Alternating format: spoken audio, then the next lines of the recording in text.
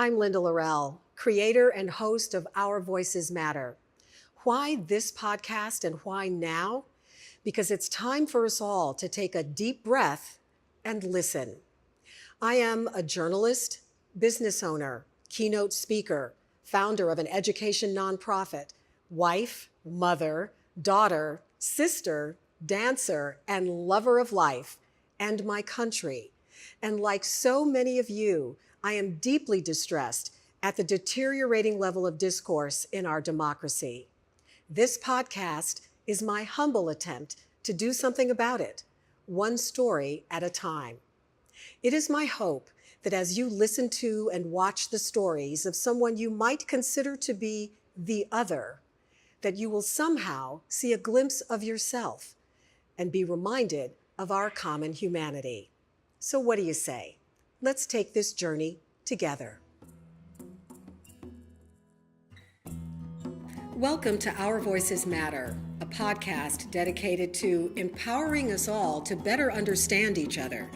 Our goal, to replace fear with knowledge, disdain with respect, and hate with love, one story at a time. So let's get to it. I can't believe we're finally here and doing this. I love it. This is awesome.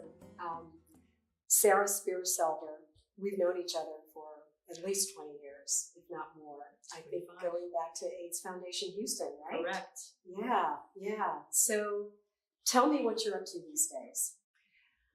I think I'm up to what everybody's up to, actually. I think the only thing different is I believe that I'm back to the basics of human relationships and rejecting sort of technology, moving back more old school and all of the practices that my team will build and things that we do, the project management. The project management team. So tell our listeners and viewers a little bit about what the PO team does. Yeah, we build socially responsible businesses and or community initiatives. And so it's really not so much about the company. It's,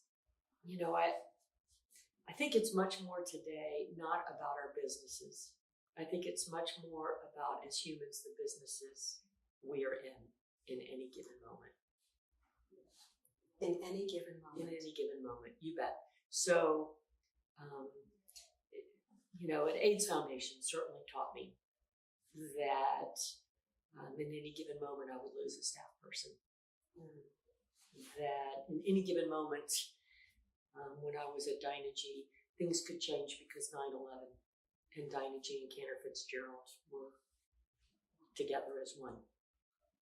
And changed that day, everything like that. And so here we are, and Saturday I'm hanging out at home, and everything changed because of Pittsburgh. And on Sunday, 2 people went to a grocery store in Kentucky that were Black, and they were killed.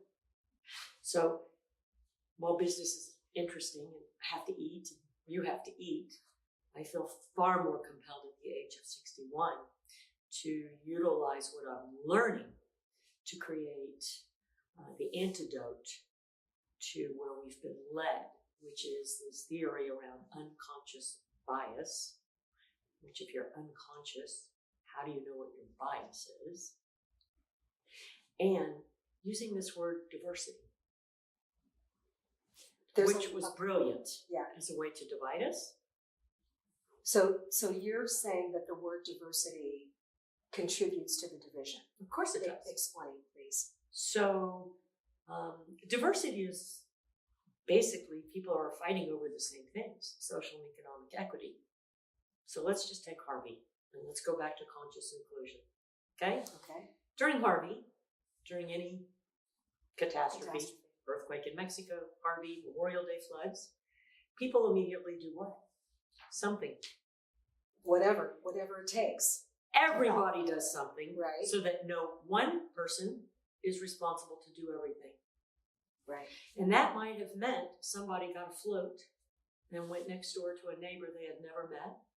And in that moment, they had to figure out how to consciously include that person in solving the problem of getting that human out of that environment. That human might have been a quadriplegic. That person might have been a Republican. That person might have been all of those labels: a Democrat, a gay, a lesbian, a black, a purple, an orange. Or this or that. Whatever. Didn't matter, did it? No. In that moment, everyone was doing something. In that moment. That moment lasts for about 3 or 4 days. Everyone's doing something until we start talking about where will the resources be allocated. And we lose what was happening in those moments. Who was being rescued? It was the human connection. Is that what we lose? Of course. So the people that I met during Harvey, that has become a new system that is all on the same page around conscious inclusion. And let's reject this far right and far left political conversation. And let's create a movement that really mirrors Harvey, which is the GSD movement. #GSD. Get stuff done. That doesn't always take money. The whole reason is you know, that I decided to do this podcast is to have conversations like this that remind us of what our common humanity is, because I believe that, you know, with all the stuff that's going on in Washington, you know, at a political level, that it's going to take people like you and me just connecting with each other and with others in order to change the dialogue and actually bring us closer together. So to that end, one of the things that I'm asking all of our guests is to share a personal or professional situation where you felt like you were made to feel like the other. You were shunned. You were an outcast. You felt that you didn't belong. And I know you probably have a list. Okay. Yeah. You know, it began for me at a pretty young age, sort of again by design. I grew up in the Jewish community. And so I can honestly say on my street, I had never met a Gentile. Like, I didn't even know they really existed in the world. There was one on the street, but I think they had kind of assimilated and become Jewish. They loved our food so much and our holidays. And I went to Johnston, and I did become very close friends with the young. Johnston Middle School. Here in Houston. I don't know what it's called now, but became very friendly with Lorna Griggs, whose mother was a teacher. She was Black, and we loved each other because we were the two skinniest girls in the school.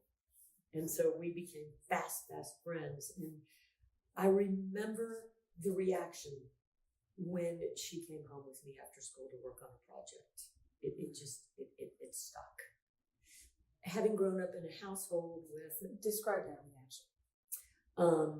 My parents' reaction of, oh, you know, what will people think?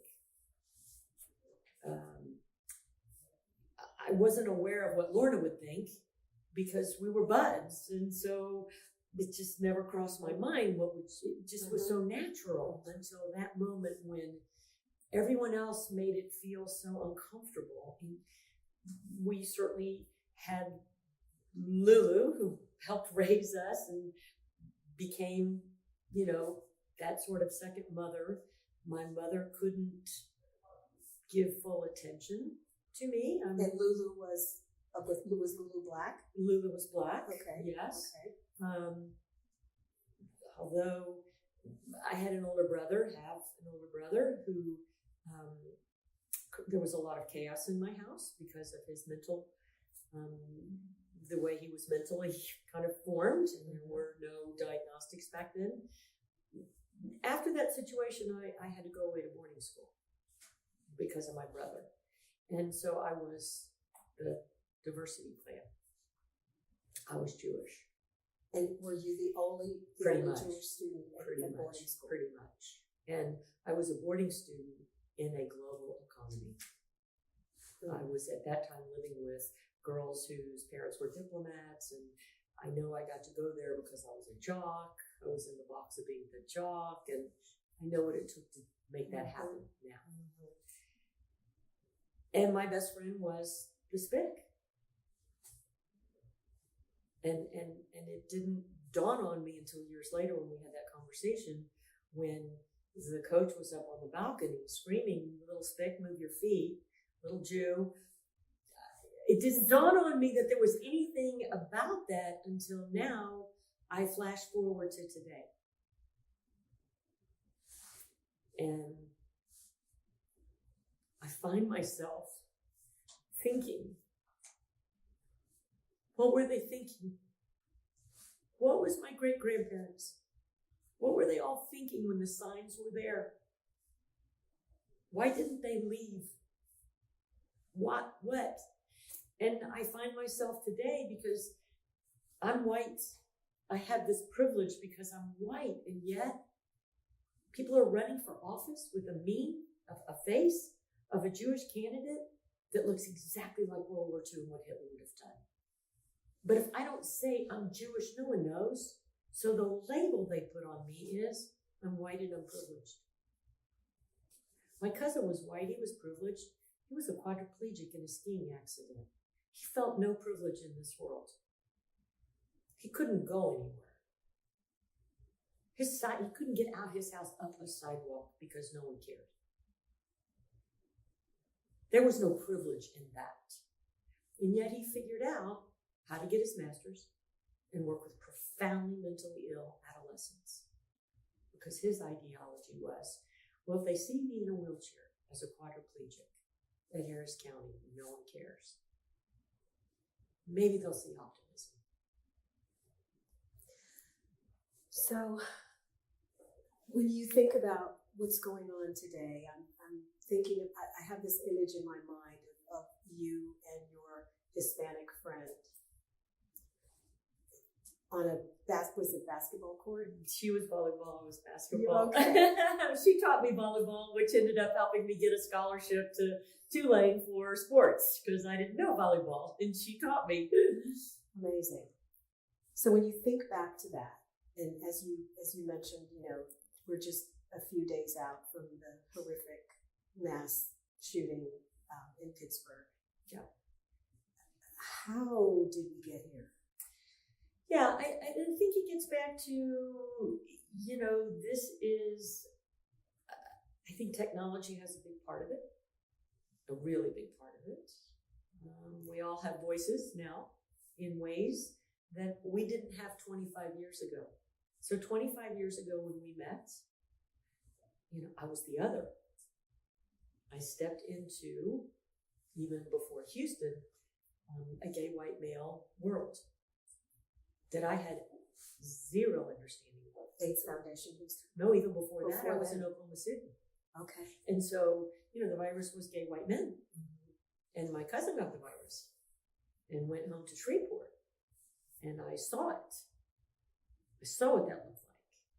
But I'm still the other. I'm not a gay white guy. I don't have a virus.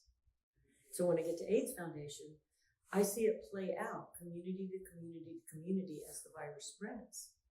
And I'm still the other because I don't have the virus. So what did you learn from that experience? We're all the same. What I learned was when someone gets sick, it takes a village to take care of them, and there's not enough money on the planet to do that. What I learned was if you ask, people will help. I went to you. I said, Linda, help me. No one will talk about this. Somehow, some way, can you go to your TV channel and help me? I'm sure I cried. That doesn't hurt, but I couldn't help it. I don't remember you crying. I couldn't help it. And what I did was I put people in my car and I showed them and they met people. It wasn't just a tweet, I need. There were no assumptions. We had to get to know each other.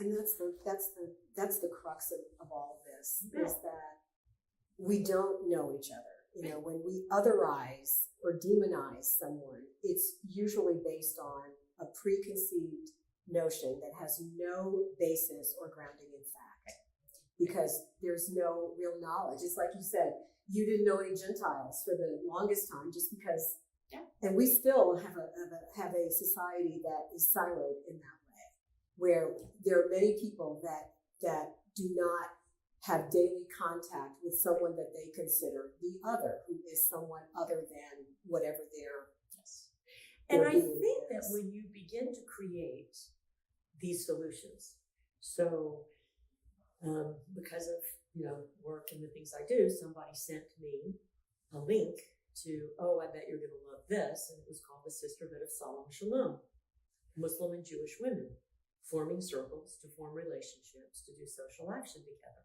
I love that. Oh, so I reached out to a Muslim friend who we had met random work, and she went, I'm in. That's threatening. To those that want to keep us divided. Right. So, Harvey, what's happening?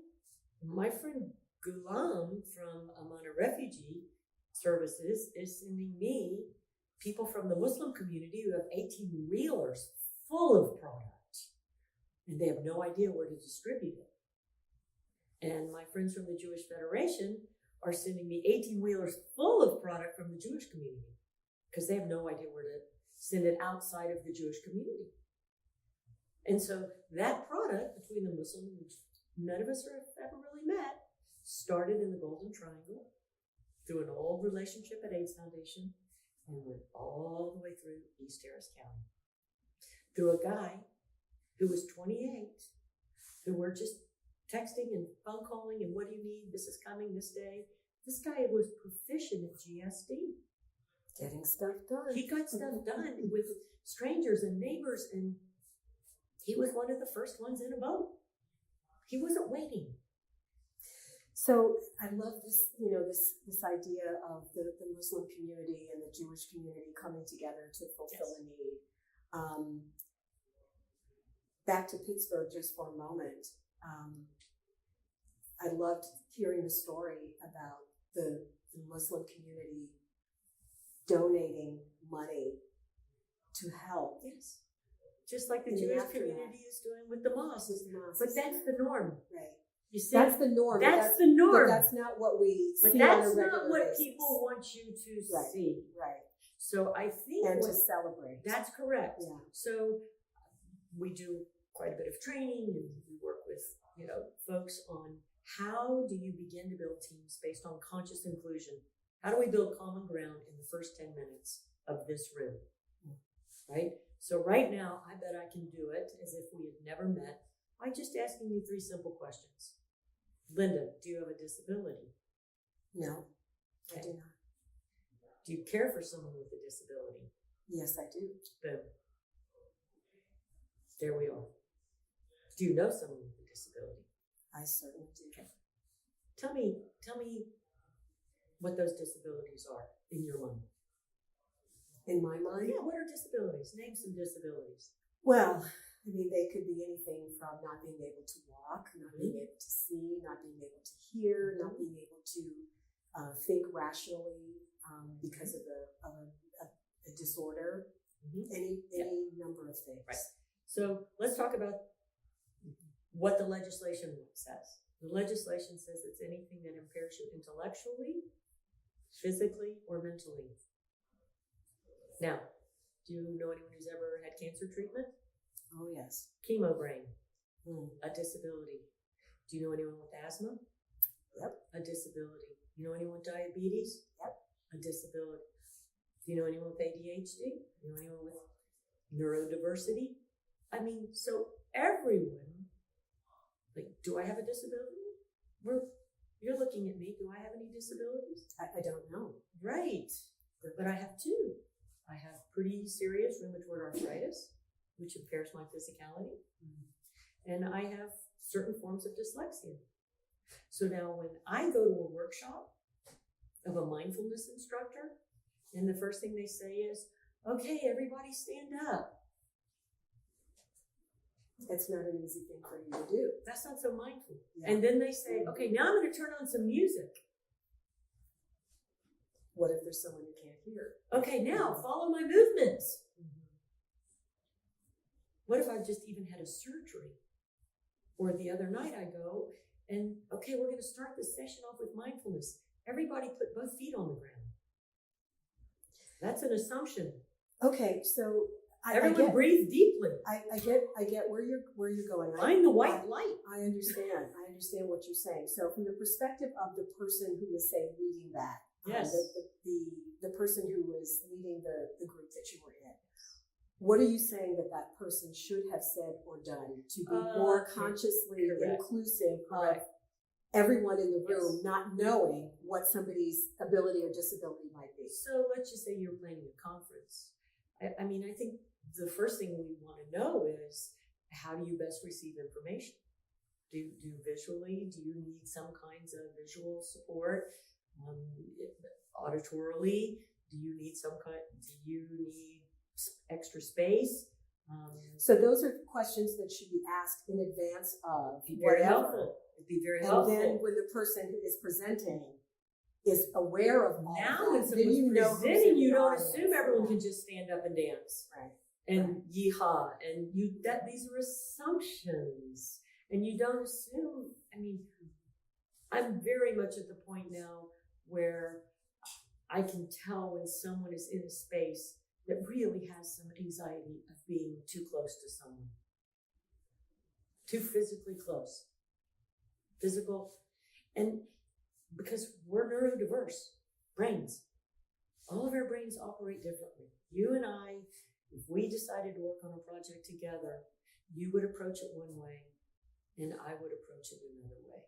You can either see what I'm doing as a total mess, which many have, or you can see, oh wow, we just need to fix this in a way that can be more translatable. Right. I will forever be grateful growing up in my space for all of the people around me. You, Debbie Fiorito, who could see the things in me that were so powerful and so inspiring and so wonderful that I couldn't see in myself. And I certainly had no clue how to make it implementable anything. And so they taught me, you need someone on your team that can do this. You need some. Mm-hmm. Your whole job is just going to be connecting the right people and then getting out of the way. And you're brilliant at that. And that's all I do. Yeah. So what does my company do? We connect the dots. Correct. We connect the dots in order to make sure that more than the top 10% can thrive. And if today we were serious about education, we would stop fighting over public, charter, and private. We would start fighting for how do people learn and what do they want to learn. And we would get real serious about STEAM, science, technology, empathy, arts, and math. Empathy. Science, technology, empathy, arts, and math. That is such an important word because we are lacking it severely. It's it kind of goes without saying at this point. Technology. When a friend of mine calls me and says, "Can you come see what's on my 13-year-old daughter's Instagram?" And I have to play like I am the FBI to scare the heck out of the child that has created the Instagram account. Blank needs to kill herself at the age of 13. When my friend, who has a child in a well-known religious school with a meme of Jesus, with all kinds of horrible words to this child, that goes into an airdrop to 50 students, something's wrong. And these kids are learning it where? At home. These kids are learning it from our leaders who are name calling in public. We didn't grow up with leaders name calling. No, we didn't. We might have been politically different, but we did not name call like that. And, part of the issue that we're facing is that, and again, this is not intended to be a show about politics, but obviously nothing happens in a vacuum. and we are having this conversation in the context of what is happening in our country. And I agree with you about the fact that words matter, and that when our leaders are calling each other names, then our young people and everyone else believes that that's okay. There are those who would disagree with us and say we should not blame the leaders for what they're saying and doing, but that it's everybody's individual responsibility. You know, the leaders are not responsible for contributing to a heinous act. They don't see a connection of the dots. So how do you gets back respond to to building? that? I think we just have to go back to grace and pace. Grace and pace and connection. Yes. And definitely connection. And I think that's where the technology piece, as wonderful as it is, the technology that allows us to do what we're doing here today is fantastic. And the technology that allows us to communicate instantly in real time is fantastic. Yes. But there's a negative side to it as well. And the big negative for me is just the fact that people don't talk anymore to each other face to face. And look at someone's expression and how their words are having an impact. Because it's so easy to tweet or text and not see the reaction on the other end of that, which is what you were talking about before. How is it okay for kids to text their parents? Well, how is it okay? Yeah, really. I'm sorry, but I'm 17 years old and I'm texting you. I'm great, Mom. Really? Yeah. That could be your friend with your phone. I want to hear your voice. Right. And how can you send a message to a young person at the end of a tweet or a text and say, you should really just kill yourself? I mean, that's insane. Yeah. That's insane. So clearly something is broken here, and humans are broken. Humans are broken, and we need to find a way to get back to the humanity. And I think if we can just understand that as humans we're broken, right? That is That's what you're saying. ground. The common ground is that we all have pain, and we have to acknowledge each other's pain. My first meeting this morning, I looked straight at that person and went, "Oh," gave them a big hug. I said, "Do we really need to meet?" Mm-hmm. Person just needed a hug. Just needed a hug. You can't tell if somebody needs a hug over a phone. No. Or a text No, my kids do not need me to give them any advice. So to wrap up our conversation, if there were one thing that you could leave with people today, to give them hope about where we can be, what would that be?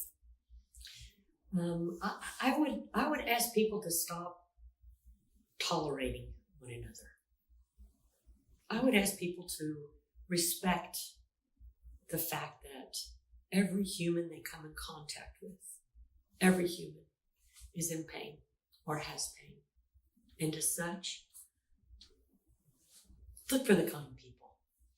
Fred Rogers' mother says it best, Nancy Rogers' mother.